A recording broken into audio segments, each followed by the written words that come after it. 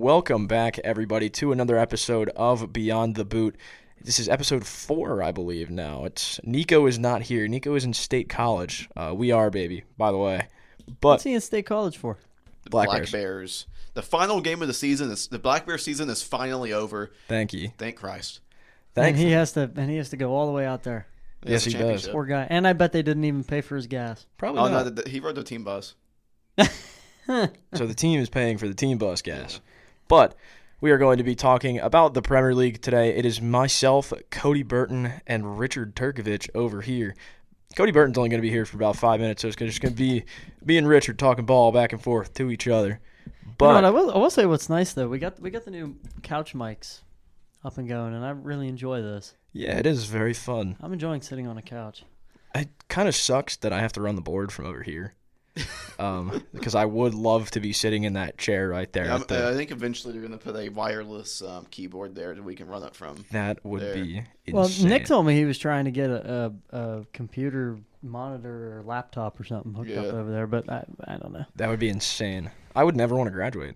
It'd be so fun. I already don't want to graduate. Yeah, I'm at that point as well.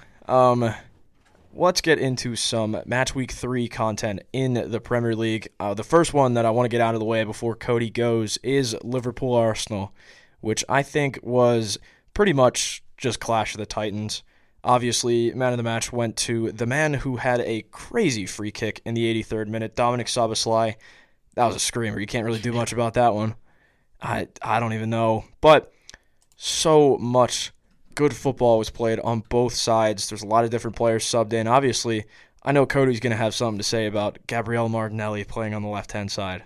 Oh my goodness. It was brutal. The breakaway in the first half where it was, I believe it was a 4v4, and Martinelli literally dribble, just didn't even look up. He was literally just looking like a high schooler. Just running, trying to use his speed. He's not as fast as he used to be because he got hurt last year, and he was always a speed merchant anyways. But it's just brutal to see him at this current state, this current form he's in. And whenever Eze came on, it was immediately different. He immediately almost had a chance created in that second half. So it's just Martinelli's he's going to be a bench player eventually once Eze gets accustomed to everything, but I hope that helps him as a bench player where he can just use fresh legs against weak defenses, because that's really the only chance he has anymore, because it's just brutal watching him. That breakaway made me I almost turned the game off there. I was like, there's no way. Yeah. But overall, this game it wasn't a terrible result for Arsenal, because yes, you don't get a point, but you didn't look bad. It sucks that the difference between a loss and a draw was a curling free kick that hit off the post that was unsavable, literally as perfect as you can hit a ball. It was such a beauty. Yeah. I have never seen a free kick that good in my life. But did you not watch Arsenal Real Madrid? He was watching it. He was watching it. If you've never heard the promo. Yes. Oh my goodness, Declan Rice. 2-0 to the Arsenal. 2-0. Yeah, but that Saliba injury kind of worries me. I was just going to say it. But the good, positive part about that was Christian Mascara. Yeah, Mascara was incredible. He plugged into that role that William Saliba had, and he looked phenomenal back there. I'm really happy about the two center-back signings. I cannot wait for Piero Hincapié to come in. I think he is going to be another great rotational center half. Obviously, Jakub Kiwior going on loan to Porto. He's pretty much just a supercharged Kiwior. Yeah. I'm so excited to see what this team has to offer. Not the way that you wanted it to go, but as West Virginia men's head coach Dan Stratford said last night, this is just the game that we play. Yeah. Richard. Yeah. Obviously, you're on the flip side of this game. You're a Liverpool fan. You called it. I don't know how you called it. That Dominic Szoboszlai was going to play right back.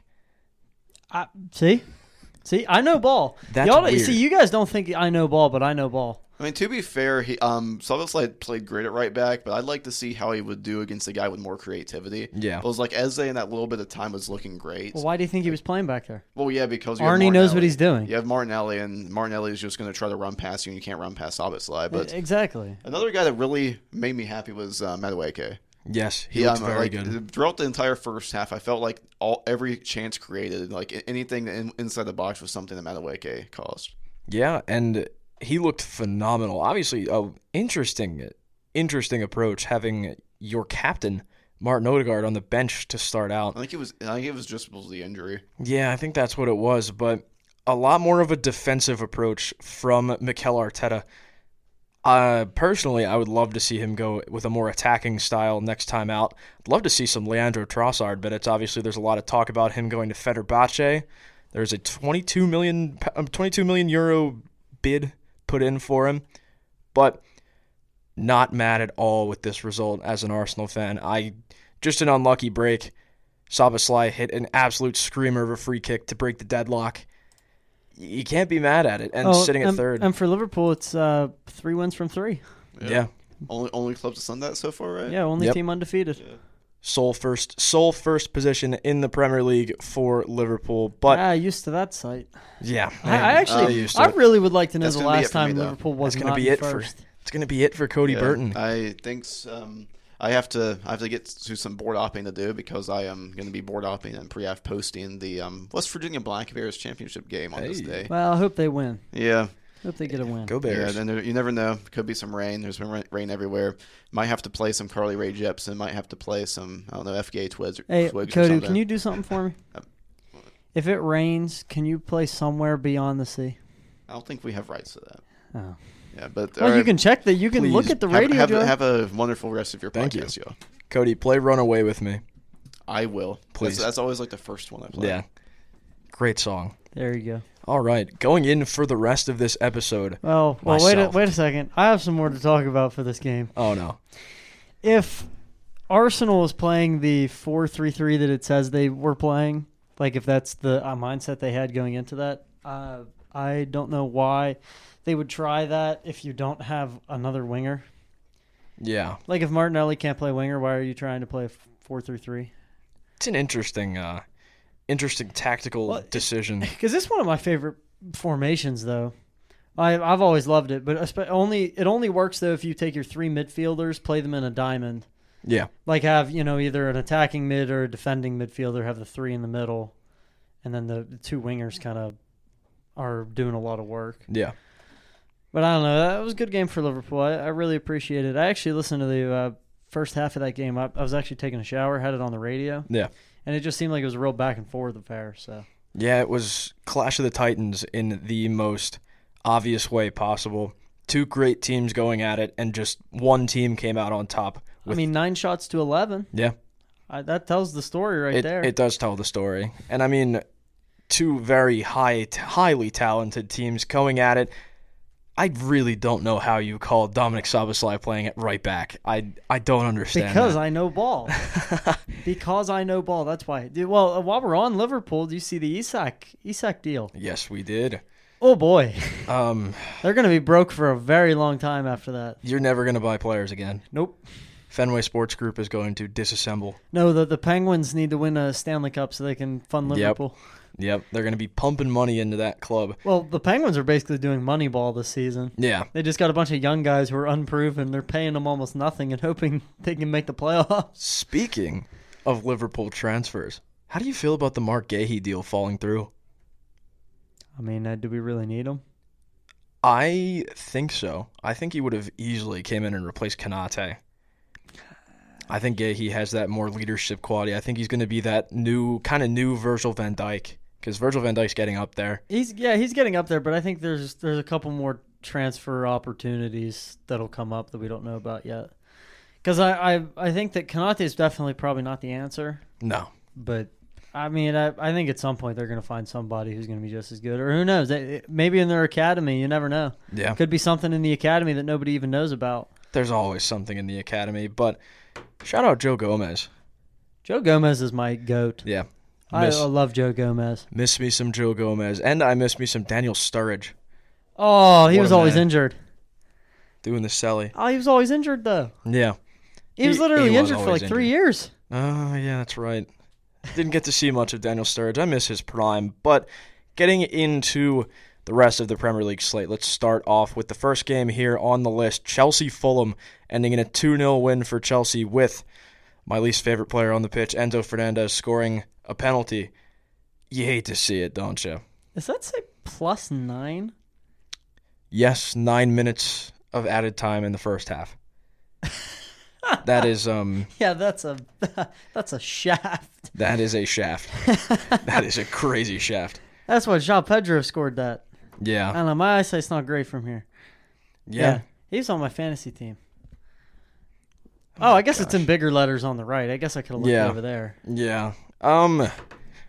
Not very much for me to say about this. Chelsea looked like Chelsea. What did I say first episode we were back? What'd you say? I gave a shout that Chelsea was going to be a contender for the cup, for the trophy. Yeah.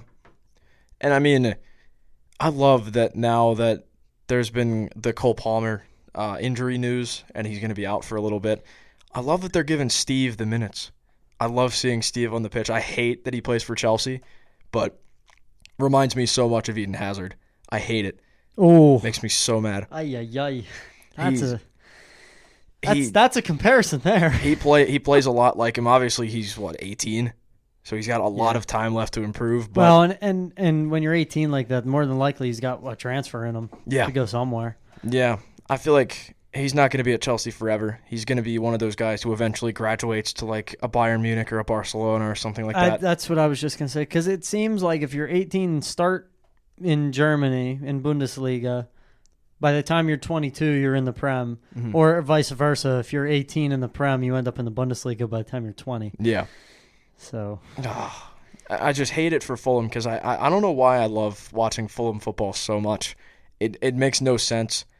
Obviously, Rodrigo Muniz, one of their signings in the offseason, coming off in the 59th minute. For somebody who I know very well, Raul Jimenez, who I did not know was still in the Premier League, almost died, actually, because of David Luiz. Do you remember that? yeah, I do remember that. That was terrible. Yeah, that was. Wow, Adama Traore. Oh, Adama Traore. he got subbed on. Why was Anthony Robinson on the bench? Is he That's an injured or something? interesting idea there. Kenny No, but I don't Oh. I don't particularly care for Fulham because it seems like every time they play Liverpool, it always ends up in a draw. Yeah, I can see Just that. every time they play Liverpool, it just always ends up in some sort of draw. Yeah. And it's not like when Liverpool plays Newcastle and it's a really tight game the whole time. When they play Fulham, it's just like a 1-1 draw. Yeah. And the Fulham goal will happen in the first 5 minutes. Of course it did. Wow, that's actually an interesting stat. Tyreek George came on in the 14th minute for Liam Delap because Liam Delap is now injured, and that is why. You remember the Nicholas Jackson? He was going on the largest loan fee ever to Bayern Munich.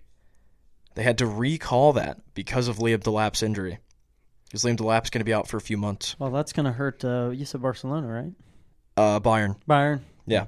All the Bs, they all mix together. Yeah, there was a major plan, and it was going to be the largest loan fee ever. I believe it was 15 or 16 million to loan him in, which is nuts. Yeah, that is nuts. Well, speaking of Chelsea, I said they were going to be contenders for the championship, Yeah. for the win of the Premier League title. Yeah. And you know what? They're in second. And so I'm going to say right now that that's not that far off. And as of right now, I mean, they're not that far behind. Oh, look who just walked in. RJ Rice. Oh, RJ Rice. Have a good recording, Sean. Thank you. Thank you. Nice cameo there. Yeah. But yeah, I think Chelsea do have the quality in their squad to go out and do something like that. They obviously spending over £1 billion. They're 2 points back from Liverpool. That's it. All they've done is had a draw where Liverpool had a win. Yeah. So I genuinely think when you're looking at later down on the fixtures later in the season, when you see Chelsea play Liverpool, I think that's going to be probably the most important game of the season. Yeah. All right, going into another interesting one. He's done it. He has finally done it. Manchester United have come out victorious in a Premier League match for the first time this season. They are, I believe, 1-1-1. Or are they 1-0-2? No, they're 1-1-1. Because they drew with... I forget who the draw was. I know with. we beat them. The draw was with Brighton? No. That might be right. That sounds right. That sounds right to me. Probably isn't. But nonetheless, Manchester United scored 3 goals. They got their first goal from open play this year in the Premier League from Look at Brian that. Mbumo. Hey, and then you know what I also have to say? Oh, they didn't start Onana, did they? They did not. They started Binder. And that's why they won the game. Yeah. Obviously, Manchester United signing Senny Lamens from, I believe it's Antwerp, coming in from the Belgian league. 22 million, I believe, was the final transfer fee. Coming in, and he is going to revolutionize this goalkeeper class because it doesn't take much to revolutionize this goalkeeper room for Manchester United. Andre Onana, Pratt man, according to Mark Goldbridge. Yep. I love that. That was the best thing ever. Did you? I actually watched that video today. Pratt man. Did you see any of that penalty shootout? It was bad. Oh my goodness. He looked horrendous. I mean, he literally got the hand on 2 of the shots and put them in his own net. Yeah. I think the Mark Goldbridge quote was that he was fisting the balls into the net. Something like that. Or he was letting them in. He was literally just letting them hit his hand and go in. I don't I mean, I'm just happy that they've learned from it and put him on the bench. Yeah. He's not a Premier League quality goalkeeper. Oh, trust me, he'll play next week. He better not. He'll start next week. Well, then United's going to lose again. Yeah, probably. And even in this game, they still gave up 2 goals to Burnley. That's horrendous, honestly. Yeah, I think that's horrendous. There's no reason you should be giving up a goal to Burnley if you're Manchester United. Yeah, there is some quality in that Burnley attack. They've got Hannibal Mabry, who is a former Manchester United product. Lyle Foster up there, who did get one of the goals for Burnley. Just a really poor win for Manchester United. What a way to get a win. And Mateus Cunha going down with an injury in the 31st minute. That's not good. That's very not good because that is probably the best player on that squad. I don't know if I agree with that one. Who do you think? I have a good shout for Mount. Mason Mount? Yes. I have a good shout for him because the way he plays, I just like his play style. I like the way he plays. I think that he's probably not better than Cunha, but I think that if you look at this team overall, I really don't think there's much quality in the side regardless. No. So I don't know that it might be a moot point. But the one that I really have a bit of a bone to pick with is Delight. Yeah. He is awful. Really? He is horrendous. See, I'm a Matthijs de Ligt fan. I am not. He is horrendous. I mean, he's almost as bad as Harry Maguire. Yeah. And they're both quite poor. Yeah. But I think they're poor by Manchester United standard. Like, if you put those guys on, like, Brighton, we'd be like, oh, they got some quality on that side. But for Manchester United, there's just no way. You have to remember what team we're talking about here. Yeah. All right, into the next match. Sunderland pulling it out 2-1 against Brentford. Enzo Lefebvre. Do you know where they are in the Prem standings now? I believe they are 6th. You had to look at it. I did. You had to look at it. I did have to look at it because I didn't know. They are in 6th. Sunderland Yeah. is in 6th. Yeah, they have two wins out of the last 3. 2 wins out of 3. That's I mean, I can't picture a better start to the season than that yeah. for Sunderland. I mean, the fact that we're talking about a Sunderland team who got promoted last season is 6th. I'd like to know what the history. Hold on. I'm going to pull up Google. I need to know what the history of newly promoted teams' best record through 3 games. Probably not great. This might be one of the best ones. Obviously because they're anchored by none other than Granit Xhaka, who I don't know why he decided to come to play for Sunderland, but very interesting game. Obviously, Damson Isidore coming in the 96th minute, taking the penalty scoring to win it. Enzo Lefebvre scored a penalty in the 82nd. Is it the best? Do you want to know what Google told me? What? This is really funny. Google needs to fix their AI.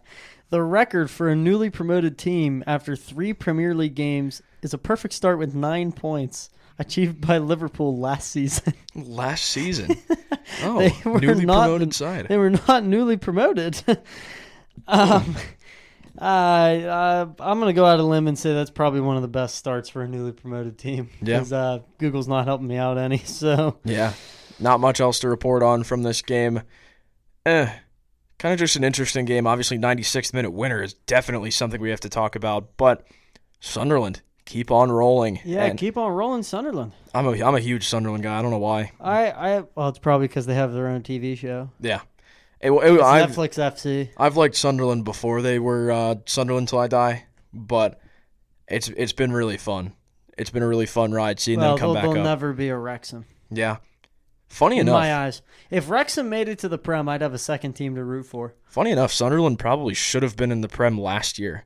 They were unlucky to go out in the playoffs. Guess who was the goal scorer in their playoff loss? Ooh, He's a current starter for a Premier League team, not Sunderland. not Sunderland. He was a lone player. Alone. Oh.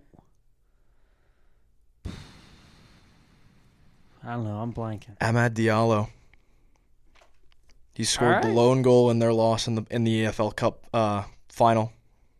In their loss. Yeah. That's terrible. Yeah, and he's now starting for Manchester United. He's good, but it's really Well- funny. He's 24. Poor guy got sent to United. Yeah, Poor, sent poor back. guy got punished. Yeah, he got sent. He got sent off Lost on to holiday. Grimsby Town. Yeah, he got sent off on holiday to go to Sunderland. Another weird game. This is the most Spursy start ever. Beating City. What was it? 2-0, and then yeah, it was I think yeah. and then going back home to play Bournemouth and losing. Losing at home to Bournemouth they should get relegated automatically for that. Hey, Bournemouth are good. Bournemouth are a good side. They have Antoine Semenyo, who's been one of the hottest players to start out the Premier League season. Had him on the fantasy squad too. Yeah. They obviously lost their entire back line. Milos Karkez, they lost Dean Huyson. I believe there's two other names that I cannot think of right now, but Evan Ilson, one of their main signings, coming in from Porto with the winner in the 5th minute. That's crazy. Well, this is another one that's kind of shocking about where Bournemouth is in the standings. Where? Can you? I want you to guess. Don't look. They're 5th, aren't they? 7th. 7th. Wow. They have 2 wins from 3 and a loss. I hate that I saw who was 5th. That's crazy. Oh yeah. Everton Yeah. are 5th. Yeah, We'll talk. Everton's 5th. We'll talk about Everton later. Yeah. They've been on a tear, but so Spursy. It's just this has been the most topsy-turvy beginning to a Premier League campaign I think I can remember. Yeah, As far as teams winning that aren't supposed to win or teams losing to other teams they're not supposed to lose. I mean, do you know where Man City is right now? 13th. 13th. There's the mind the gap with United being in 9th. Newcastle is 17th. They have had a horrible start. to Premier They League. were fighting for Champions League last year. They made Champions League. Yes. They finished 4th last year. Yeah, exactly. Aston Villa, 19th. Yeah, They were a mid-pack team last year. they were a Champions League team last year. Yeah, they could have been, yeah. Yeah, they were in the Champions League last year. They lost in the group stage. Yeah. Or the table stage. I don't. The it's league phase. League phase. That's Yeah. so dumb. No, I actually really enjoy it. I miss the group phase. No, but, that's a whole different rant, but I'll get into it real fast.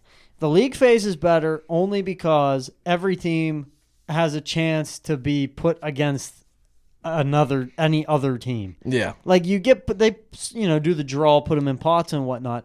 But the point I'm making is if you have 10 points and a team who doesn't matter what group they're in has 9 points, you're beating them.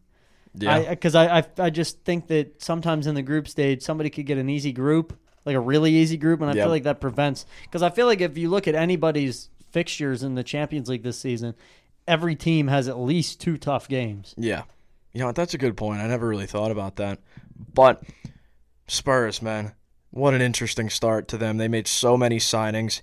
They're still 4th. Yeah, they are still. Despite the loss. They are still 4th. They're 2 wins from 3, just like many of these teams. I mean, I mean, 2nd through 7th, they all have the same record. And obviously the signing of Xavi Simmons to be seen in this squad. You could see is it Ben? It's not Ben Johnson. It's what is his name?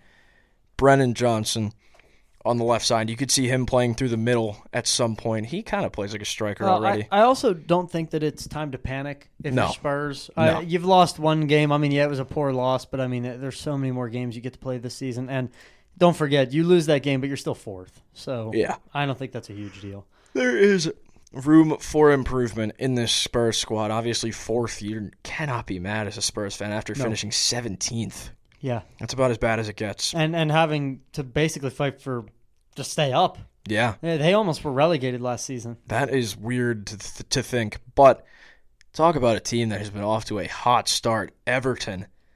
Come on, you Toffees. It's been so fun to watch how this team has played. Beto, Njai, and Dewsbury Hall with the 3 goals to take down Wolves 3-2. Hwang Hee-chan getting in the scoring sheet for Wolves. But ultimately... Well, and that scoreline makes it seem like it was a tighter game than it was, because it was, what, it was 1-0, 1-1, then it was 2-1, 3-1. It was 3-1, and then they scored that goal in the 79th. Jack Grealish, what a lad. What a lad. I believe. I stand by the fact that I think that was the perfect move for him. Yeah. To go there. I think a lot less pressure, and I think he's starting to kind of come back to the way he was, earlier in his career. Yeah, 4 assists and 2 starts for Jack Grealish for Everton. Oh, he's back. He's back. He's back. He definitely needed this, and honestly, I think Everton are going to buy him outright after this season. They have to. I don't know if there was a buy clause in his contract with Everton with the loan from Manchester City, but you have to think they're going to try and go for something like that. Iliman and Jai. Because Grealish, where's he going to fit? Where is Pep going to put him into that City squad? On the bench. Exactly. He doesn't fit into City squad. He should want to stay at Everton. He could be the captain at Everton. Oh, easily. Legitimately. Easily. And he would have a whole, the blue side of Merseyside, he'd have them all over him. Yeah. And he'd be loved. But if you go to City, like a place like City, he's going to be stuck on the bench. Yeah. And obviously for Everton, Iliman Njai has been one of their catalysts so far this season. Alongside Jack Grealish, the 2 wingers have just been absolutely phenomenal. But and give a shout to Jordan Pickford as well. Pickford's been a wall. He's been solid. Yeah. Very solid. All right, going into probably the most boring match of the week, 0-0 Newcastle and Leeds. What happened to Newcastle, man? Isak. Yeah. That's what happened. And they're also just, I don't think, playing to their potential. Like, there is no reason that Newcastle team should draw 0-0 to Leeds. Yeah. I'm sorry, but that just shouldn't happen. I think it's... And now you've got to start looking at... Now you're going to have some question marks. Because you're 17th, 2 draws and a loss from 3. That's poor. That is incredibly poor. And I think that's not good. And I think the signing of Nick Voltemada is going to be an interesting one for them. I don't know if he's going to translate very well into Premier League play, but he's 6'4", he's fast, he's great on the ball. He is kind of like a Kai Havertz at Leverkusen regen. That's what people are calling him. Which, if you're looking at Kai Havertz now, not a great comparison. No. But no. If you watched Kai Havertz at Leverkusen, you would know he was one of the best young players in the world. So I think look out for Nick Voltemada on this team. Just a terrible, terrible game to watch. Now getting into the fun ones. This one made me smile. This one made me smile so big. Yeah, I think it made everyone smile. Brighton and Hove Albion travel, or actually they don't travel. They hosted Manchester City at American Express Stadium, not Estadio.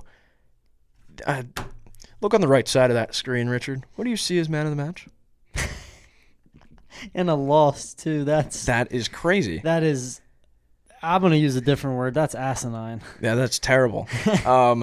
But that's actually ridiculous. That shows the fan vote. No, hit the view stats for man of the match. I want to see the vote for this.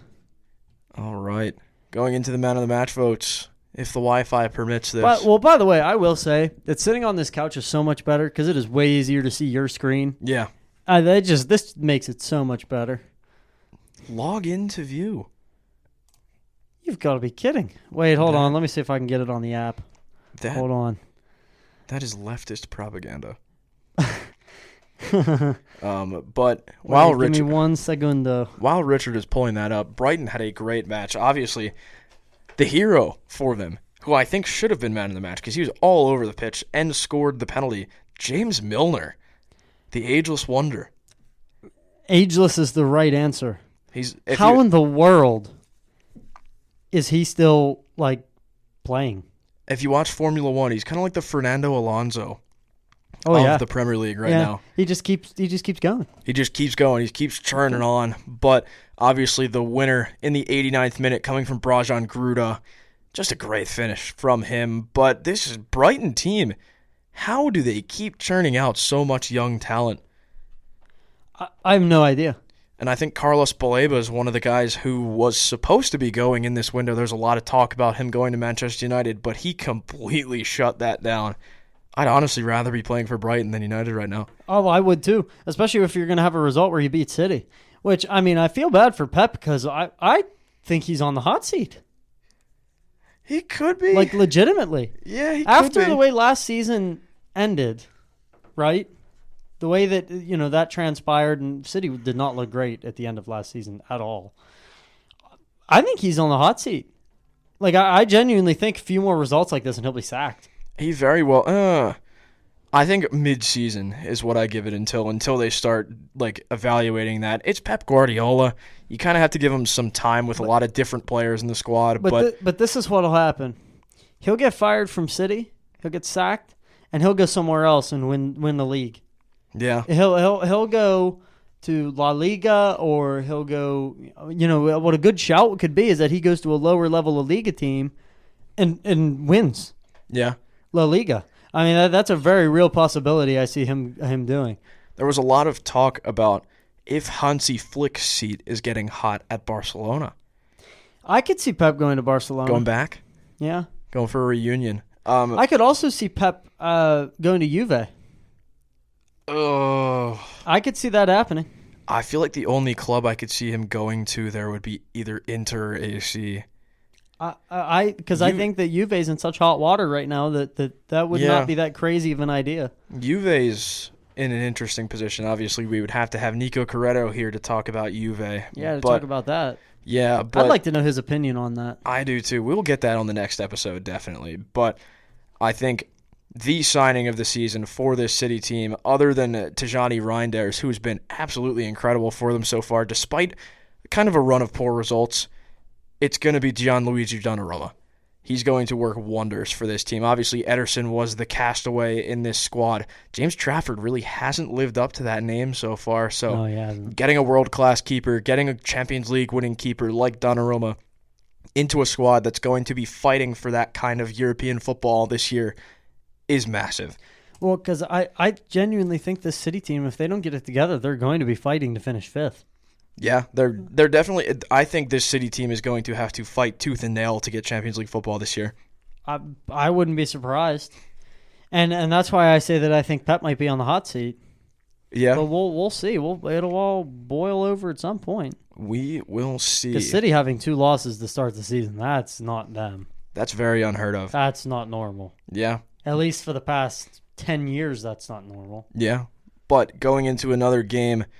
Very interesting result. Do you remember how we were talking a week or two ago about West Ham, who could potentially finish last? They've turned it around. They really have. And you know what? I think I give it a lot of credit to the coaching staff on that aspect. I mean, you have some poor results to start the season, like really poor results to start the season, and then you turn it around and come back like that. I mean, I think that's fantastic. You're still 16th because you've had the 2 losses, but this win helps you out quite a bit, especially with confidence. Oh, definitely. I mean, winning a 3-0 over, Forest is no pushovers either. Forest were fighting for Champions League football They last were year. as well. But again, this is another thing. It's like the whole table's just been flipped. Yeah. Like Forest was Champions League football last year, fighting for it, and now they're losing to West Ham. That's 3-0. Insane. And I mean, Lucas Paqueta has been the catalyst for this team so far. He's been the lone savior. Obviously, Jared Bowen winning man of the match in this game. Forest have just looked poor to start the season. I don't get what's happening. They were so good last year, and they were just formidable. I personally went to go watch Arsenal, Nottingham Forest, and I was scared last season. But going away with the 3-0 win was good, but it was one of those clubs that you just don't want to face. It's just like it's the trap games. Like Forest, let's look at their 3 games, right? First game, Crystal Palace draw 1-1. Or that was their second game. Their first game was a 3-1 win over Brentford, which to beat Brentford, I don't think you need to be that great. I don't think Brentford has that good of a squad this season. But then you have a 3-0 win against West Ham. Loss. So, excuse me. What's going on over there? Like, Crystal Palace is, they're not great. I don't think that they're going to do anything special this season. Like, I mean, they might finish mid-table if they're lucky. I mean, they're 8th right now. They have 2 draws. So, I mean, that's better than 2 losses. Yeah. So, speaking of Crystal Palace, this was supposed to be Mark Gahey's send-off game because there was a transfer that fell through with him going to Liverpool on deadline day. But did you see that Mark Gahey goal? No, I did not. He received the ball off of a clearance, and it was about 20 or 25 yards out, left side of the 18, curls it into the top right. It was a ridiculous That's finish. Beautiful. That's a thing of beauty, that. And then we got the iconic Jean-Philippe Mateta. That was the last time he's going to be kicking the corner flag because he got yellow carded for it, which is what happened to the game I love. Yeah, I that one doesn't make sense to me. Yeah. That should never be a yellow card. Yeah. If you score a goal, you know how hard it is to score a goal in the Premier League, Very. let alone the top flight of any soccer league, and you're going to penalize a guy for kicking a flag? Like, are we serious? It's not like the flag. It's not like you don't know where the flag goes. It goes in the same place no matter what. Yeah. Even if it comes out of the ground, just put it back where it was. Yeah. And obviously the main talk about this Crystal Palace side was losing their main man, their skipper, in Eberechi Eze. It's a big loss. But I think Daichi Kamada has come into that role, and he has excelled so far. Their formation hasn't really changed much since Eze's departure, but I think they've been playing very good football. I think they're going to finish a little above mid-table this year. You could see them kind of fighting for that last Conference League spot, potentially. Maybe. I just feel like the running 3 in the back, I just don't know how sustainable that's going to be throughout the whole campaign. It's technically 5 because Munoz and Mitchell run wing backs because Tyrick Mitchell's a left back. So it's kind of it's like a flipped. It's like a 5-3 depending on where they are in the field. I could see how that would work for them because I feel like in certain scenarios they're going to need more than 3 in the back. I don't know. It'll be interesting to see what they do this season. Like I said, I don't think that they're the worst team in the world.